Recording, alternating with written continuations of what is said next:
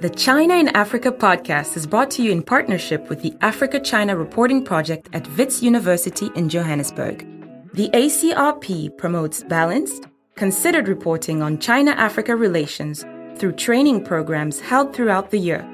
More information at africachinareporting.com. Hello and welcome to another edition of the China in Africa podcast, a proud member of the Sinica Podcast Network. I'm Eric Olander, and as always, I'm joined by China Global South's managing editor, Cobus van Staden in Johannesburg, South Africa. A very good afternoon to you, Cobus. Good afternoon. Cobus, I can see some of our audience just rolling their eyes because here we are yet again talking about U.S. China-Africa relations. But the fact is, this year, with all that's going on, we just can't avoid it. It is such a multifaceted issue. It is so big right now with everything that's going on that we keep coming back to it just because that's where the news is driving us. And now this year, it's been very important in a number of different reasons, and particularly over the past, say, 6 to 8 weeks, there have been 3 critical documents that have come out of the U.S. government that really speak to the issues that we're going to talk about today. The first 2 came out in October. One was the National Security Strategy that came out on October 12th, and then there was the National Defense Strategy that was released on October 27th. Both name China as the, and I'm going to quote here, most consequential strategic competitor for the coming decades. Both of these documents also make the case for why the U.S. thinks that China is using, and again, I'm going to quote here, I want to quote as much as possible from these documents so that it's not my words that you think I'm saying it, this is from them. And here's what they said: coercive actions to reshape the international system to fit China's authoritarian preferences. That's some pretty heavy language there. In both of the documents, the authors in the U.S. national security community make specific references to China's impact on the Indo-Pacific region, which is out here in Asia, but they don't necessarily specify other regions.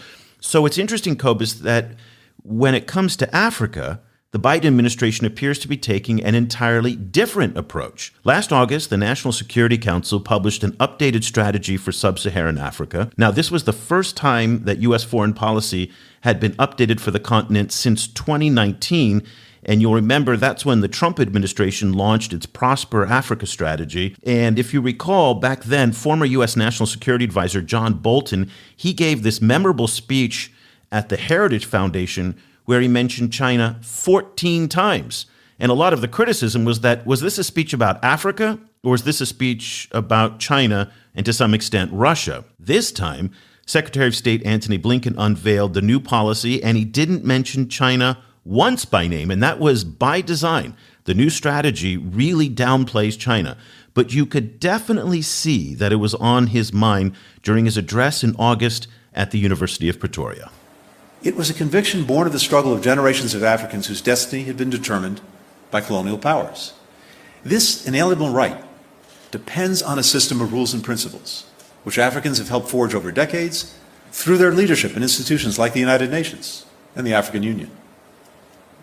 And yet, too often, African nations have been treated as instruments of other nations' progress rather than the authors of their own. Time and again, they have been told to pick a side in great power contests that feel far removed from daily struggles of their people. The United States will not dictate Africa's choices. Neither should anyone else. The right to make these choices belongs to Africans, and Africans alone. And the only other indirect reference to China in that speech was when he talked about how infrastructure is built in Africa, and he brought up a number of the long-standing critiques of the Chinese. The way this infrastructure is built will reverberate for decades. After all, we've seen the consequences. When international infrastructure deals are corrupt and coercive, when they're poorly built or environmentally destructive, when they import or abuse workers, or burden countries with crushing debts. That's why it's so important for countries to have choices, to be able to weigh them transparently with the input of local communities without pressure or coercion. So a very different tone, Cobus, coming out of Secretary Blinken than from his predecessor, Secretary Pompeo. This time, the administration says the new U.S. strategy for sub-Saharan Africa is about Africa and not about China. Yeah, I mean, this clearly reflects political pressures, I assume, from mostly also from African side. You know, I think there's been a lot of resentment in Africa about this idea that it's only seen as an arena for great power competition. And obviously this is a gesture to correct that. And you know, I think the optics of the Bolton era speech was damaging to U.S. Africa relations, you know, on top of other damaging dynamics, you know, and during the Trump era. So this is clearly a course correction. I think that the big question is how the kind of revivification of the relationship will actually happen on the ground. You know, as we've seen, U.S. trade with Africa is very flat. And in many of the other areas where Africa, you know, would like more engagement, for example, in infrastructure provision or in boosting agricultural trade, there are certain kind of structural barriers for the U.S. in fully kind of moving into those spaces. And those are already spaces where China is very active. So it's one thing to obey the optics of the situation and to leave China out of the document. It's another thing to actually supplant China on the ground. And there, I think it'll be very interesting to see what kind of like new initiatives will emerge. Now, normally when we talk about foreign policy towards Africa, whether it's China's, the Americans, the Europeans, or anybody else, we usually speak with analysts or scholars or other stakeholders who are far outside of the policy process. But from time to time, we get the chance to speak with those folks who are actually implementing these policies, where you get a very different perspective. Last year, some of you may recall that we had the privilege to speak with Wu Peng, who is China's top diplomat for sub-Saharan Africa. And today we're going to bring you a conversation with his counterpart in Washington, Assistant Secretary of State for African Affairs, Molly Phee, who is the U.S.'s top diplomat for Africa. Now, I just want to kind of put a little bit of a disclaimer out there. The point of these discussions is not for us to do the kind of confrontational interview where we're fact-checking every point that they make. There's a time and place for that kind of interview, and many of you who know our show know that we have no problem doing those kinds of interviews. But that's not what we want to do here today. Just as we did back when we spoke with Wu, we really want to give these folks a chance to lay out their ideas. And when you think about it, it's not very often that we have the chance to hear active practicing diplomats speak publicly in a long-form format. Oftentimes we'll hear them in 20-second sound bites, or we'll hear them at speeches in kind of pre-prepared comments, but we don't get to hear them unscripted in a long-form conversational format. Plus, just as we did with Director General Wu, we've invited a group of prominent African scholars to present questions to the Assistant Secretary. As we did with Director General Wu, all of those questions are completely unvetted. We said you can ask them anything you want, and that's what they've done. So it makes it very, very interesting. And before we get to our interview, I also want to give a very big thank you to Yaki Sillier and his amazing team at the Institute for Security Studies in Pretoria, who was kind enough to let us use their space for our discussion with Molly Phee.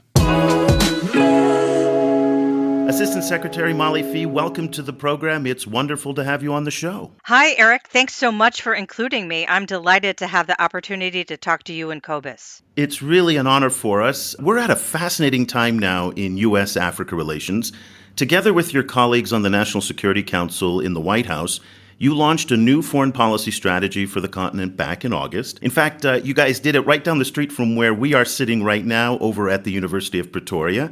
Some of the key themes in the new strategy were the focus on African agency, not forcing African countries to choose partners among the major powers, a lot of emphasis on democracy promotion and governance, and that the approach of this administration would be a break from the past by putting what you called Africa first. Since the launch, you've now had a few months to road test the new strategy and to get feedback from stakeholders across the continent. What are they telling you? Well, first of all, we were delighted to have the opportunity to launch the strategy in Pretoria at the university, right, where there was such a great audience really excited about partnership with the United States. And in fact, that's the overwhelming sense of the input that we've received. People in Africa want the United States to be engaged. And that's really a great place to be, Eric, right? It's really exciting to be working in a space where people want to be working with the Americans. So I think the sharp edge of that will be, can we deliver? Can we actually implement what we've outlined? So that's what folks, friends, partners, colleagues, competitors, if you will be looking for in the near term, in the next months and over the life of this administration. In discussing all of this cooperation, when we speak with African stakeholders, they frequently say that their number one preference is for the United States and China to find ways of working together, particularly to find ways to cooperate on African development. The Biden administration recently unveiled its new security strategy in which it names China as a strategic competitor. Do you see any kind of middle ground between that strategic competitor status and this kind of call from Africa for cooperation? Is there any space on cooperation with China in Africa?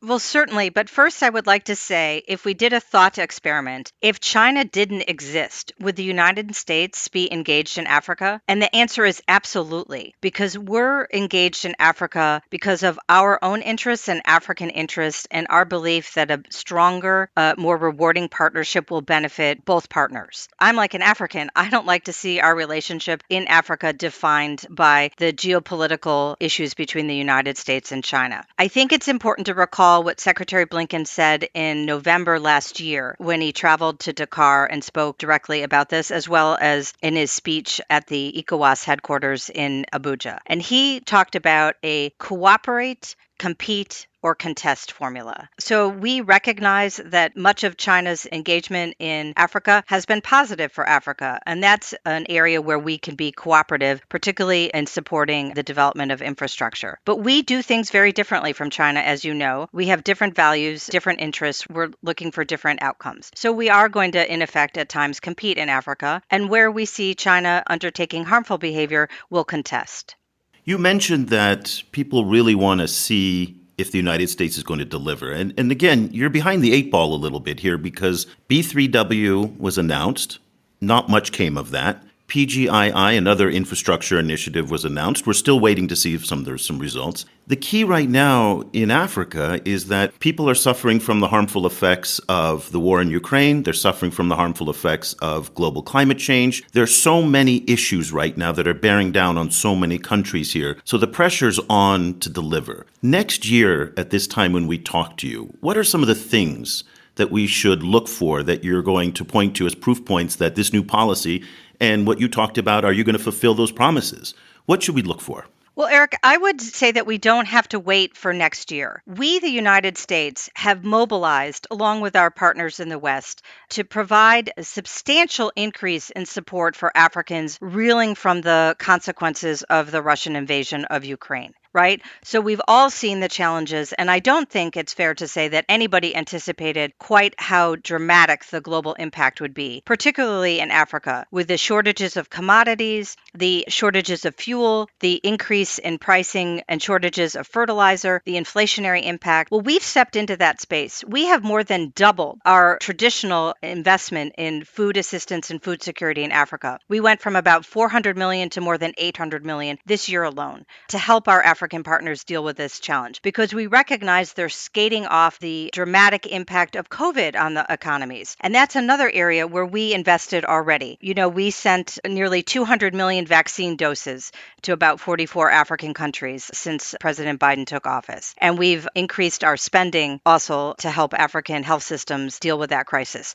So again, we're already responding in the ways that are traditional for the United States, where we're trying to help systems, institutions, and people. So some of that isn't as visible as other types of engagement, but I think it's really important for outcomes for people on the continent. On the issue of investment, you know, the thing is you know this well, Eric, we have a very different model than China. Right? I think it's demonstrable that private sector investment is the best way to grow an economy. So we don't have a top-heavy government investment model. That said, I think we can do better in sort of helping our private sector do more in Africa. And that's a process that's underway. And that's why you see these new programs being announced, because that's a mark we've set for ourselves that we're going to try and reach. Staying on that issue, what we've seen over the last few years is that private investors based in the US, for example, BlackRock, has been quite intractable in debt renegotiation processes in places like Zambia. And part of the reason is because of fiduciary law within the US. So I was wondering, in relation to PGII, where private investment is such an important part of the package, what kind of measures are there to have these private entities work more closely with African governments in the moments where these kind of problems come up, as we've seen in Zambia, for example? Cobus, I'm really glad you raised that example. First of all, I think everyone admires the choices the Zambian people made last year to change their leadership and to really solidify democracy in the country. And everyone wants to be part of the effort to help Zambia succeed. And that includes, of course, helping stabilize the economy, deal with debt, and improve investment so that there are more resources for the development of the country. We can do more, as I said earlier, to mobilize private sector in the United States to engage in Africa. But Africans also have a responsibility to create, to use that jargon, an enabling environment that attracts American and other foreign investment. So that means looking at issues like corruption. It means looking at issues like protections for investment, all the things you know so well. So we're going to be working with the Zambian government to try and help them address that underbelly of their regulatory environment that would help make it safer and easier for American investment to come in. And we think we offer a model that is appealing to governments and societies, right? So we want to be engaged in a way that's respectful of the environment, that's respectful of local communities, including labor standards, and that helps make sure the resources come back to the country for its own development and aren't siphoned offshore. But that's a tough sell to a lot of American businesses. It's been a difficult thing that you and your colleagues, both in the embassies across Africa and then also in Washington in the U.S., to try and persuade U.S. businesses that Africa is a worthwhile investment. It's not been easy, and it's not been easy this year or for many years prior. Talk to us a little bit about those conversations that you and your team are having with American businesses to fulfill some of those promises. Well, I think, Eric, you pointed out, first of all, it's got to be a conversation we have internally as a government. And certainly there's a recognition, given the challenges we're facing globally, that particularly the critical mineral resources that are available in Africa and the environmental resources, generally speaking, which contribute to the challenge of managing climate change, I think those issues are rising in prominence in policy discussions. So that will make it easier for us to engage across the board with American investors and the private sector.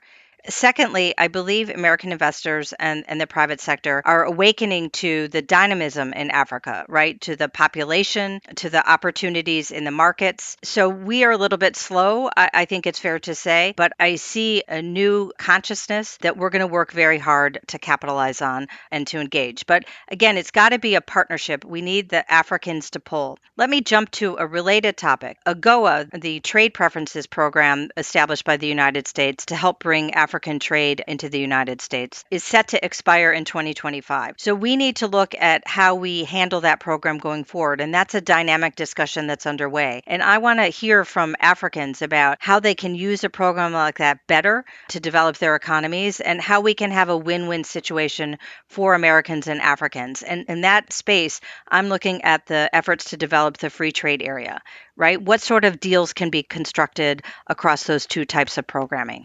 Okay, well, let's shift gears here a little bit. When the opportunity presented itself for us to speak with you, we thought it would be more interesting if we then invited different voices to participate in the conversation. So we reached out to 3 prominent African scholars to ask Molly any question you want. We didn't set any ground rules whatsoever. And our first question is coming from Dr. Tobi Oshodi, who's a lecturer in the Department of Political Science at Lagos State University in Nigeria. Assistant Secretary Phee, thank you for the chance to ask you a question. One element of the U.S. strategy towards Africa relates to the support for conservation, climate adaptation, and just energy. In fact, the document talks about the centrality of Africa to tackling global climate crisis or net zero by extension. But given that the proposed U.S. support will be coming at a particularly difficult time for many African economies for reasons ranging from COVID-19 to armed conflict, among other challenges. To what extent do you think the United States will be willing, or if you like, able to support the proposed debt for climate swap deal that is gaining traction in some African countries, in which case bilateral or multilateral debt is forgiven by creditors in exchange for the commitment by the debtor to use the outstanding debt service payment for climate change action programs? Thank you. Molly, debt for climate swaps. What do you think? I think it's a great idea, and it's indicative of the creativity and urgency that characterizes this field, right? How can we do better? I think we're doing this discussion, Eric, just in advance of the COP that will be held in Sharm el-Sheikh in Egypt. You've seen that not only Secretary Kerry and Secretary Blinken, but President Biden will be there. And that is because we want to be able to do more in this space in partnership with Africans and others globally. There are two aspects of this challenge, as you know. There's the mitigation aspect, where Secretary Kerry has really been a leader, but there's also the issue of adaptation, which I see as related to the challenge of African economies, right? How can we do more to help with African-led initiatives to foster climate-resilient food systems, improve soil and water management, and a clean energy transition? So we're going to push in both big channels, mitigation and adaptation. I understand the debt for climate swap really to be in the mitigation pot, if you will, and it's one of the ideas under active discussion, and I expect we'll see more outcomes from this upcoming meeting in Sharm.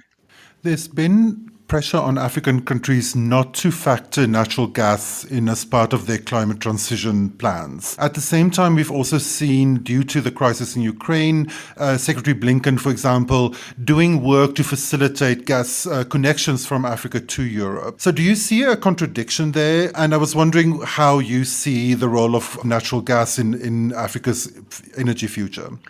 Yeah, no, definitely. I think we all see a contradiction, correct? The challenges posed by the Russian war in Ukraine have really undermined, I think, our shared goals globally to address climate change, because it's forcing countries to make very difficult short-term decisions. I think while recognizing that immediate challenge, we can't lose sight of the big goal. We recognize as well in countries like Nigeria and South Africa in particular that the challenge of a clean energy transition is real. We face that challenge in our own country, and our own view is that we can't give up. We have to continue to work it. We'd like to look, and particularly the U.S. has really interesting technology, as you know. How can we do more to mobilize that technology to help people leapfrog, help countries, governments, societies, businesses leapfrog in the future? So I think we need to be realistic about the challenges we're facing, but not give up and keep pushing at it. Well, I'm glad you brought up the issue of technology, because that segues nicely to our next question from Dr. Folashadé Soulé, who is a senior research associate at the Global Economic Governance Program at Oxford University. And she has a question again about technology. Secretary Molly Phee, the U.S. is recalibrating its Africa strategy to build a stronger relationship and establish itself as a key partner of choice and not as a competing power with China and Russia in Africa. Yet, several initiatives like the draft bill named the Countering Malign Russian Activities in Africa Act or the restrictions faced by several African governments that cannot apply to specific U.S. grants in the digital sector if they plan to use Chinese technology, are perceived by African governments as moves by the U.S. administration to counter China and Russia in Africa, and as barriers to African governments' partners' diversification objectives. So, beyond the current narrative of we are focusing on the USA in Africa, not on China, how do you think the US strategy in Africa can be best carried out in Africa's interests without hindering its strategic priority to diversify partners? Thank you. Well, thank you for such a thoughtful question. I want to pull back away from Africa and look globally for a moment. The United States worked very hard to see that the new leader of a a specialized UN body that not many people have ever heard of, the International Telecommunications Union, would be headed by an American leader, a woman named Doreen Bogdan Martin, who has worked for years to promote access to the internet for Africans as a civil servant as a part of that body. And why did we care so much about that election? It's why we care so much about what's happening globally in terms of refitting the international architecture to meet the demands of the current moment. So that's where we're looking at what China or Russia or others are doing that's positive and what's negative. And I think we all want to see an internet space, a technology space that allows freedom of access and also responsible conduct. So that overall picture drives what we're doing in Africa. And where we, I think, can bring a comparative advantage is not in the hardware. A lot of the hardware is already in place, but if you will, in the software and how Africans are connected, how they are able to utilize the internet to develop their economies and to, in fact, for example, for civil society to be able to use that space well. So I think that's how we're looking at that issue. So it's more of an openness than the very narrow circumstances of a limit. We're also trying in the State Department to build our capacity to be more effective in this space, where we've established a new bureau to work on cyber issues and to sort of grow expertise in the traditional foreign ministry space. And finally, I would say that I think this is a challenge we all share. We see in the United States irresponsible use of social media space, of the internet highway. And I think that's a challenge that many Africans are facing as well. And that's something we all need to figure out how to do better together.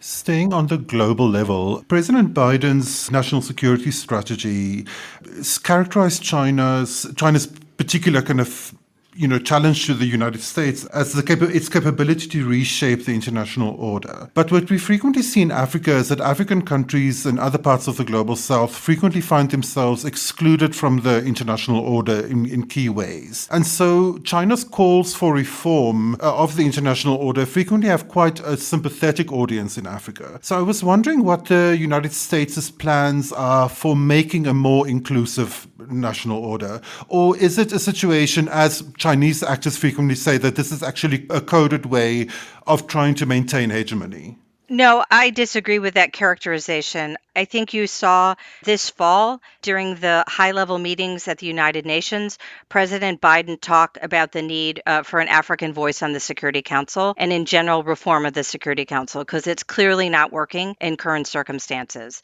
There's an active discussion led by our Secretary of the Treasury to look at the multinational institutions such as the IMF, the World Bank, and others, and to reform them to make sure African voices are stronger and present. There's an active discussion right now underway that I expect will be advanced in the next 2 weeks about the G20. South Africa, of course, is present in the G20.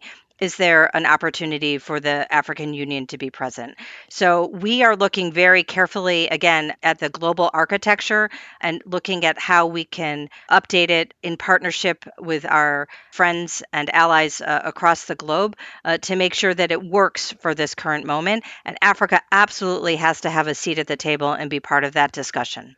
You've said many times, and Secretary Blinken has said it as well, your colleague at the National Security Council, Jug Devermont, has said it too, that you don't want African countries to have to choose. It's interesting, though, that in the questions that we got today and in a lot of the discourse in Africa about the new U.S. strategy comes back to this question of the choice. And are we being pushed from one side or the other? And I think it probably is rooted in the trauma of the Cold War, which you and I were both alive for. So these are recent memories. And so our third question on that front comes from Dr. Bob Wekesa, who's the acting director of the African Centre for the Study of the United States at Wits University in Johannesburg. In his statement to the press in August, during the launch of the U.S. strategy to Africa in South Africa in August, Secretary Anthony Blinken said, and I quote, "Our purpose is not to say who you have to choose.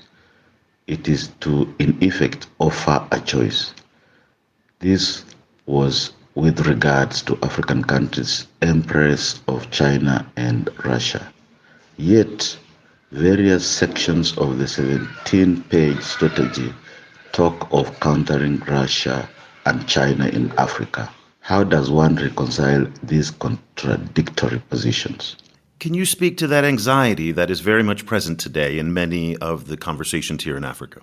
Yes, well, I regret that anxiety because I know Secretary Blinken strongly believes, as do I, as I said at the top, that, and I think it's worth repeating, that we want to be engaged in Africa for the sake of Africans and the sake of Americans. And because we believe that if we don't work together, we're not going to be able to successfully manage the challenges that we all face, whether it's climate change, whether it's health security, whether it's terrorism, whether it's a global architecture that serves everybody's interests.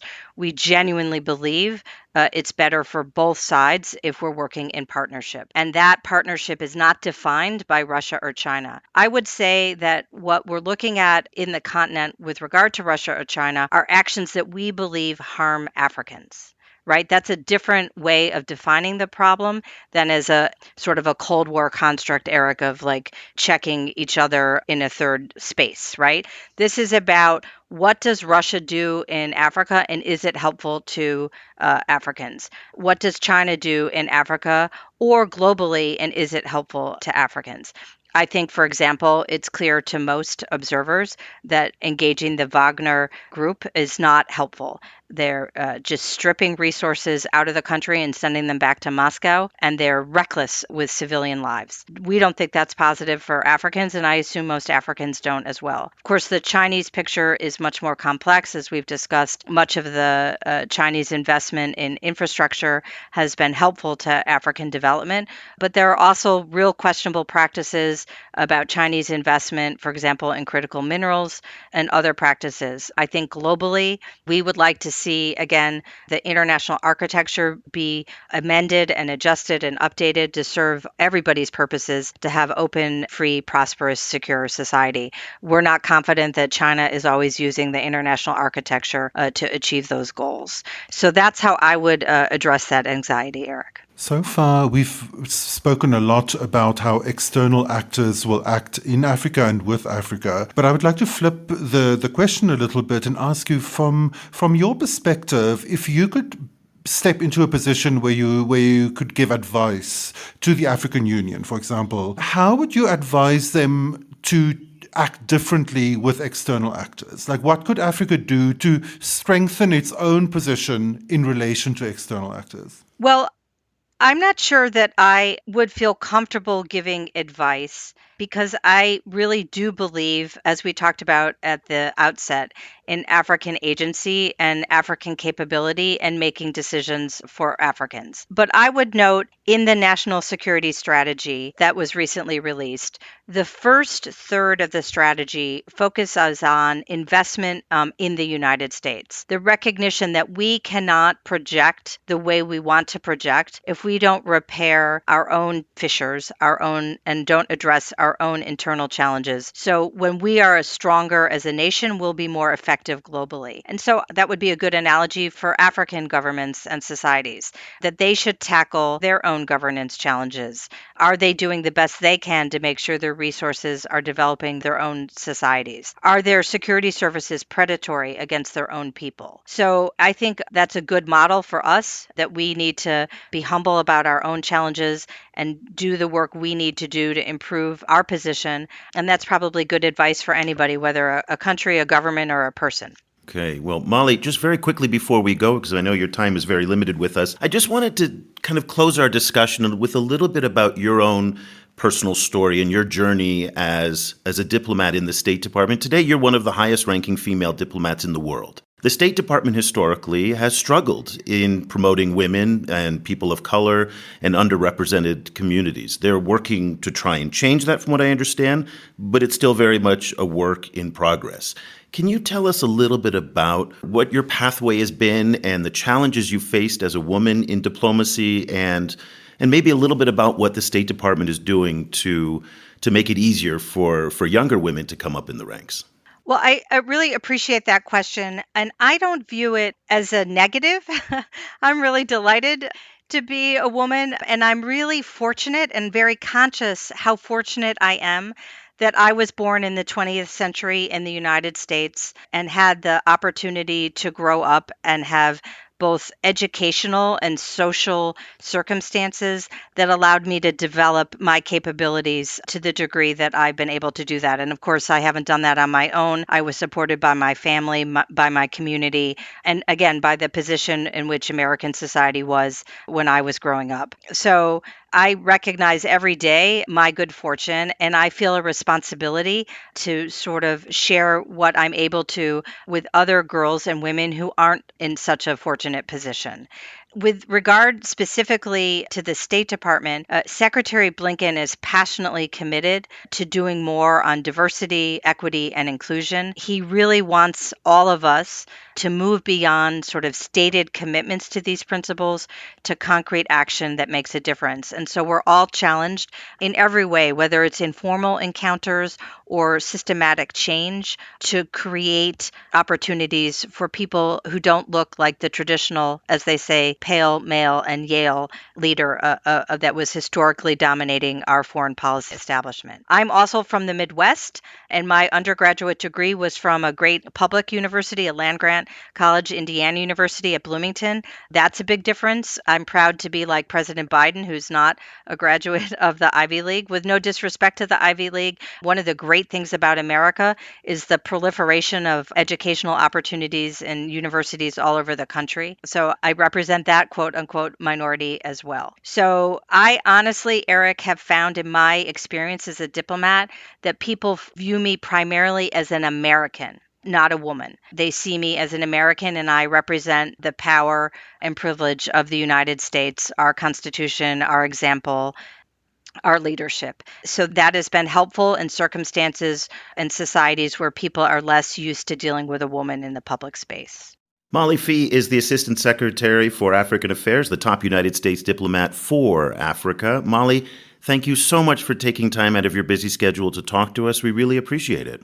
Well, Eric and Cobus, thank you so much for taking the time to share your ideas with me. I also welcomed the really interesting questions from the university professors. And thank you for what you do in responsible and informed and constructive journalism. It's really helpful for all of us to be educated, and I value your role in teaching me and others through your podcasts. Cobus, how cool was it that we got to speak with a diplomat of Molly's rank? And you got to think, this is one of the most senior American diplomats, Assistant Secretary of State, and one of the most senior diplomats in the world, really. And she's like, call me Molly, and proud of the fact that she didn't go to one of the top American universities. And Indiana's a fantastic university, as she pointed out, but I think it's really instructive to some of the things that really makes the United States an amazing place. And I say that, and people may even be surprised that they don't hear me complimenting the U.S. very often.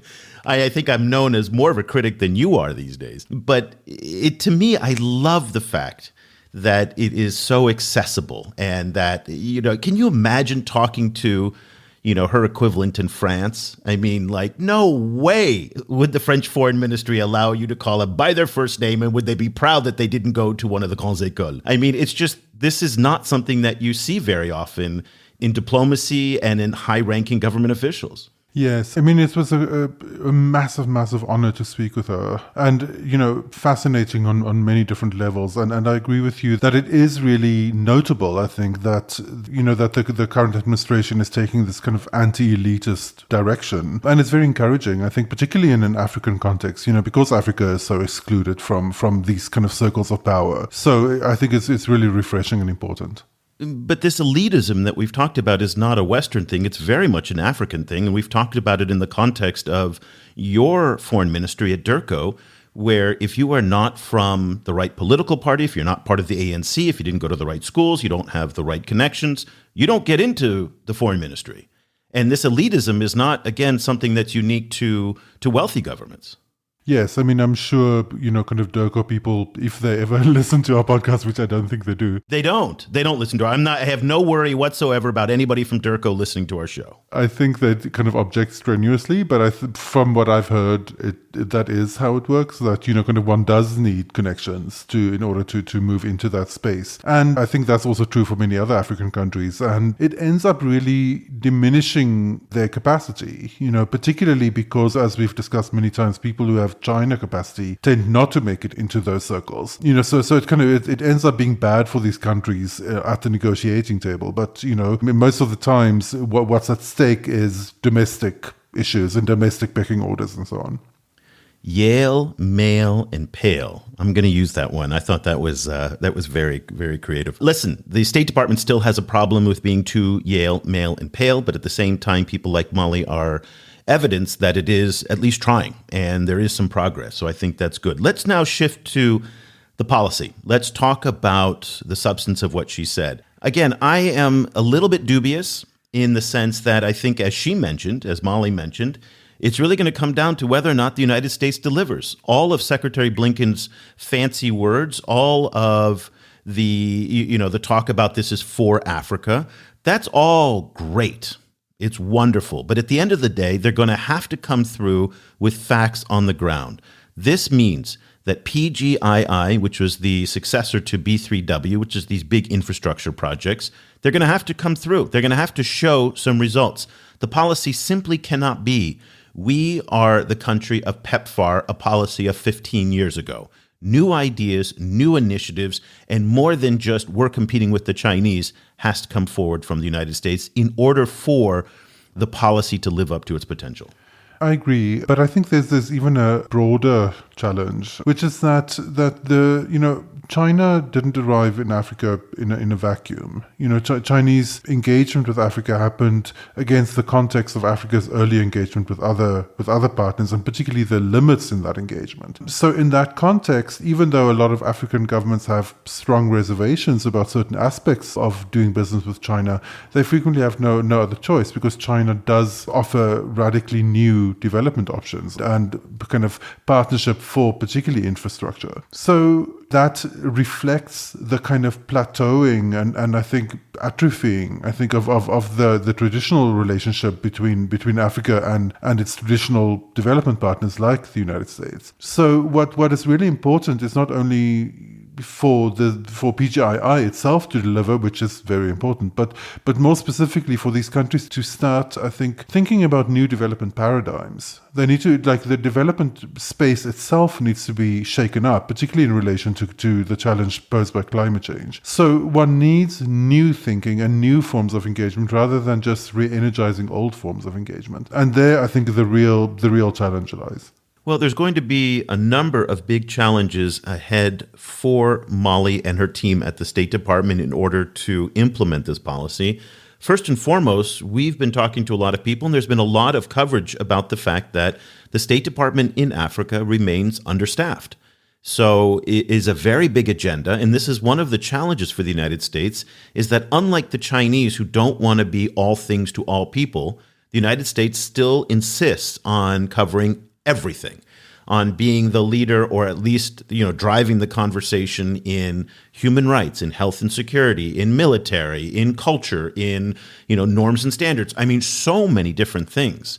And again, when you are understaffed, and I say understaffed is all relative, of course, but the budgets have not increased for the State Department in many years. It's not a priority for the U.S. government, or certainly for Congress, to keep putting money into the State Department like it does with the military. Another challenge, and this is a new challenge, is that at the time of this recording, the United States House of Representatives looks like it's going to shift to the Republican Party. And so the domestic politics in the United States are going to become far more contentious. And then this looks like it's going to be the official kickoff into the 2023 presidential campaign. 2024. Well, I say 2023 only because that's the year the campaign is going to happen. 2024 is, of course, the election. But we're going to see all next year going to be this massive campaign. And so the reason I say this is a challenge is because Africa is not going to be a priority in the campaign. China will be. But I don't get the sense that there is the same motivation now to confront China in every part of the world. People like U.S. Senator Marco Rubio from Florida are going to be very keen to make sure that China and the Americas stays on the agenda. But I don't see anybody in Washington really putting Africa high on the agenda. I think those are going to be the two main challenges for Molly Phee and her team to execute this strategy in such a way that it really breaks out from the past. I agree. Traditionally, there's been bipartisan support for African initiatives in the US. Now, I think, things are so inflamed that we'll have to see whether that's still true. If it's not, then, I can imagine that domestic concerns might end up obstructing whatever kind of initiatives they're trying to do in relation to Africa, which then would kind of push the impact back to traditional areas of strength, which in the case of the US in Africa happens to be military strength. And let's not forget aid. Aid is a very important area of strength, that the United States donates and gives more than any other country. And I think even though they're stale, old programs that have not really evolved in many respects, I think they deserve a lot of credit for what they do. Yeah, of course. And, they may be old, but they're certainly helpful. That's true. But aid is, of course, a very important tool, but it's a kind of impersonal tool. It's something that is administered from beyond and doesn't really necessarily have a lot of kind of like human faces to it on the ground. I think the people at USAID would disagree with you strenuously on that they are literally people on the ground providing aid. And you see the rice bags that says from the USAID. I mean, it's highly personal in many respects. Yeah, no, absolutely. Great point. What I mean more is that there is the danger that kind of the kind of bias towards military engagement that we've seen from the US will dovetail maybe too comfortably with an increasing bias towards the kind of militarization of EU presence in Africa, particularly around kind of anxieties around migrants. So what I'm worried about is that there is a lot of kind of creep that can happen in that direction. Aid is not a paradigm changer, right? Kind of aid doesn't fundamentally change the way that the US and Europe engages with Africa. It's an old established way of engaging with Africa with certain kind of assumptions and certain parameters. And so I'm worried that in lieu of a rethinking of what aid could be, that will end up just simply kind of like leaning into a continued kind of like foregrounding of military engagement with the continent, which I don't think is necessarily helpful.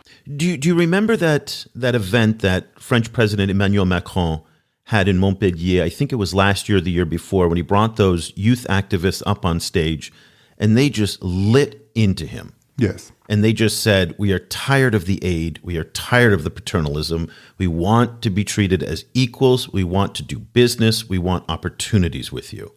And I think that everybody on the 6th floor of the State Department should go back and listen to that. And again, always align your policy with young people. You will never go wrong in Africa if you align your policy with young people. And it's notable that this week, the same week as the U.S. congressional elections, Twitter closed its office in Accra. Now, it wasn't a very big office. I think it had only 11 or 12 people. But in many ways, it was a symbol. And I remember when Twitter opened its office, some of the talking points coming out of the United States was, look, America's here to challenge the Chinese tech dominance in Africa. So the optics of it, that Twitter is now no more in Africa, is, I think, again, it just shows a lack of innovation on the U.S. side. And it's one of those things where I think about in our newsletter, where we're writing about all these tiny little initiatives that the Chinese are doing.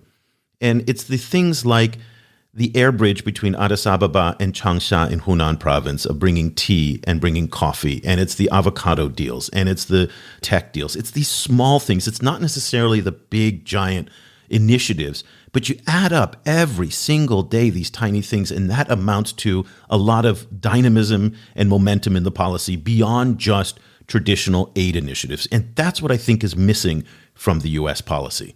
I think if the U.S. can mobilize its private sector, if the U.S. can start to focus on what it actually does well, tech, finance, education, services, things like that, stop talking about infrastructure. The U.S. can't build a road in Washington. It's not going to build roads in Nigeria. I mean, I don't know when people are going to accept that, but that is the reality.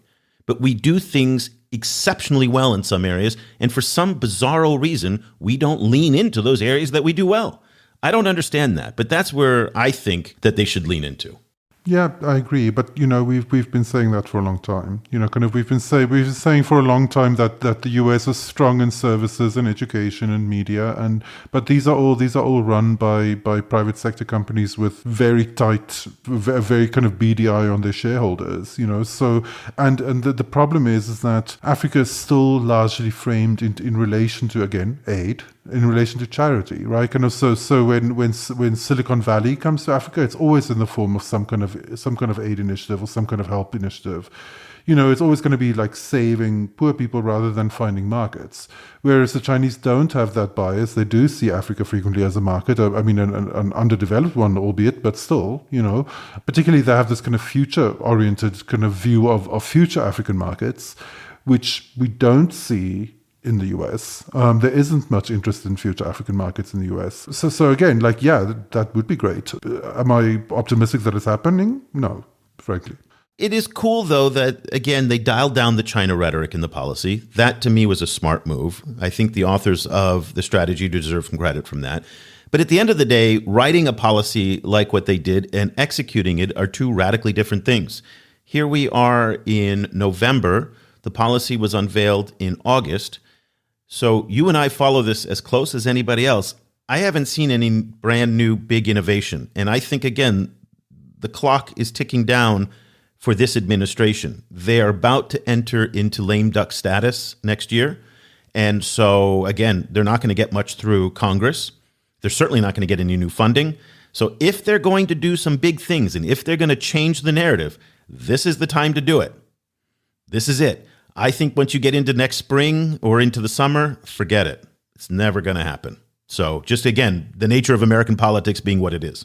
Yeah, no, that's 100% true. And obviously, like politics is the art of the possible. It's like like if something is feasible, then and you can make it happen, then it becomes politics. So that's all understandable. I think what the bigger question though is that beyond the particular kind of election cycle, what do these countries, and this is true for the United States because the United States is this kind of leader of this group of countries, but it's also true for Europe and some of the other Western countries, is what do they actually want to be in the world in the 21st century? Like what role do they want to play beyond just being increasingly small little islands of wealth surrounded by moats, and a sea of poverty? Like what does their kind of global vision look like beyond their own hegemony? But this is the problem, Cobus. They don't have one. This is fundamentally the problem. And because the MAGA view of that, the Democrat Party view of that, the kind of body politic view of that in the United States are all different. We can't agree on what that is. And I think it's very similar in Europe. Again, the only thing in Europe that they agree on, and we heard this with the jungle and the garden reference that was made by the top European Union foreign policy official a few weeks ago, is make sure that the brown and black people stay on their side of the Mediterranean. Immigration is the driving thing that unifies Europe in terms of Africa and the Middle East. Keep them over there. Beyond that, I don't think there is consensus, and I don't think there's consensus in the United States. And that makes it very, very difficult. But then it's not very interesting, right? It's like so why? No one said it has to be interesting. So why does the rest of the world then have to care? Like, why do they have to listen? Do they care? I mean, how after you were in South Africa after the speech? This is a legitimate question. Do you think that people are now waiting with bated breath for what the United States is going to do to follow through with this new strategy? Or do you think it's going to be business as usual as it was for the past 5, 10, 15 years? That is the big question. We'll have to see. I think, what comes through. I mean, I can tell you from here in Southeast Asia, people are not looking to every move that Washington makes in order for their own foreign policy here or cultural cues or any number of different things. The world has moved on from a unipolar world where the United States got to drive the agenda. The United States now has to compete like everybody else for attention and idea space, and it's got to get in there. And we will see if they're capable of doing that. Who knows? But I don't know if it has to be interesting. So let's leave the conversation there. First, a very big thank you to Molly and her team at the State Department for arranging the interview. We really enjoyed the discussion. Also, once again, to the folks at the Institute for Security Studies in Pretoria. It was lovely to see all of you. We're going to have a show coming up in the next week or two about my time in South Africa and some of the things that have been going on. So much news going on right now in Kenya, also in Nigeria. We've got a lot to talk about. So we're going to get Giraud to come back on the show and do one of our week in reviews just to kind of hash everything out. Again, the folks at the State Department, the folks in a number of international organizations, they subscribe to our daily brief newsletter at ChinaGlobalSouth.com. So if you'd like to see what Molly and her team are reading every day, we hope that you will go to ChinaGlobalSouth.com/subscribe. You get 30 days for free. Every day, we're basically trying to save you the time for us to go out and do all the heavy lifting for the research. What are the latest academic papers? What are the latest policy briefs? What's the latest news? And then we try to string it all together to give you some idea on how to frame it. It is a fantastic way to spend about 10 minutes of your day just scanning through lots of bullet points, short sentences. It's not meant to be a heavy read, but it's meant to really just jumpstart your day on the latest of what China is doing in the Global South. We've got a fantastic team of editors in Egypt, in Mauritius, in South Africa with Cobus, also in China, and myself out here in Southeast Asia, really bringing you a Global South point of view. Once again, ChinaAfricaProject.com/subscribe. And we will be back again next week with another episode of the China in Africa podcast. For Cobus Van Staden, I'm Eric Olander. Thank you so much for listening. The discussion continues online. Tag us on Twitter at ChinaGSProject and visit us at ChinaGlobalSouth.com. If you speak French, check out our full coverage at projetafriquechine.com and AfriqueChine on Twitter. That's Afrique with a K. And you'll also find links to our sites and social media channels in Arabic.